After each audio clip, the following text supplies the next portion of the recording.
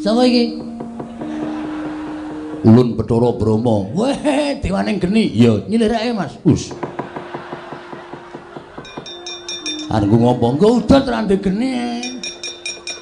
Ngene. Wong edan. Wah. Aku kurang ajar tenan. Dewa-dewa dadi ece tenan. Arep ngopo kowe?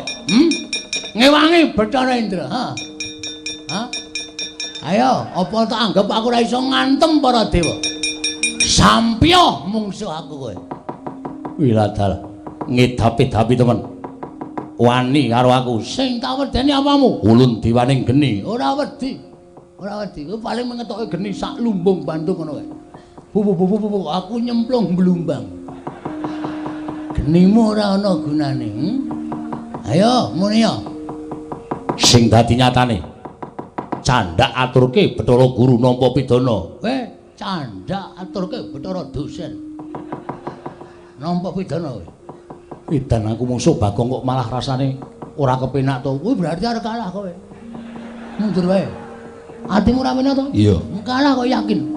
Aja tak teruske kewirangan. Pecah sirahmu. Lho.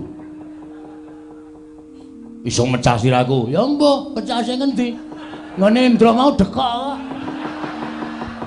Ila dalah mati iki margane pati mergane.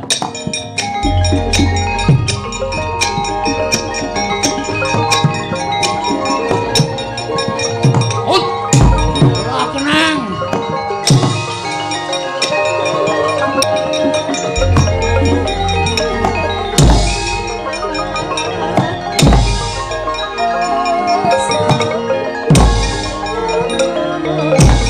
Ayo Malaso, ya, Malaso.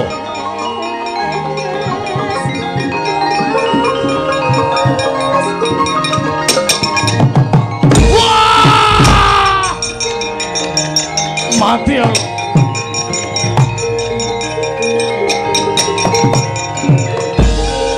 Piye, Gong? Cara Brahma bajigur ana. Ngopo? Tak inceng ndase. Sepatune dunggahke.